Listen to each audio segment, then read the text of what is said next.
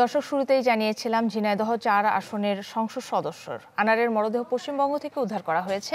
এবার ঝিনাইদহ থেকে সরাসরি যোগ দিচ্ছেন সাদ্দাম হোসেন। আমরা সরাসরি চলে যাব তার কাছে। সাদ্দাম, ঝিনাইদহে কি এই খবরটি পৌঁছেছে? তার পরিবার কি জেনেছে কিনা?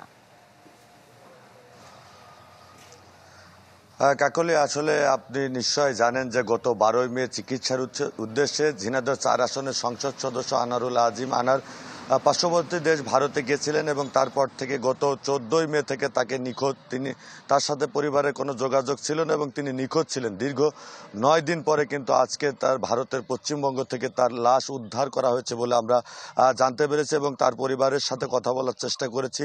আসলে তার পরিবারের যে সদস্যরা তারা কিন্তু তার বাড়িতে নেই, তারা ঢাকায় এবং তারা তার ঢাকাতে রয়েছে এবং তার এখানকার যে স্থানীয় রাজনৈতিক নেতৃবৃন্দ বা আত্মীয় স্বজন রয়েছে তাদের সাথে কথা বলেছে। তারা ইতিমধ্যেই নিশ্চিত হয়েছে যে আনারুল আজিম আনার যিনি এমপি তার লাশ কিন্তু উদ্ধার হয়েছে বলে তারা জেনেছে। ইতিমধ্যেই কিন্তু এই কালীগঞ্জ উপজেলা জুড়েই কিন্তু একটি তার রাজনৈতিক নেতাদের মধ্যে কিন্তু একটি হতাশা এবং তার পরিবার বা একটা শোক কিন্তু আমরা দেখতে পাচ্ছি তার এই রাজনৈতিক নেতা এবং আত্মীয় স্বজনদের মাঝে।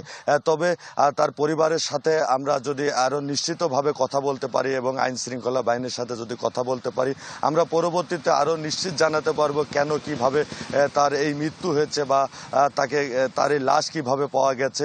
এটি কিন্তু আমরা পরবর্তীতে তার পরিবার বা আইন শৃঙ্খলা বাহিনীর সাথে কথা বলে আরও নিশ্চিতভাবে জানাতে পারবো। তো কাকলি, এখন পর্যন্ত এতটুকুই আমার কাছে ছিল, পরবর্তীতে আমরা আরও জানাবো।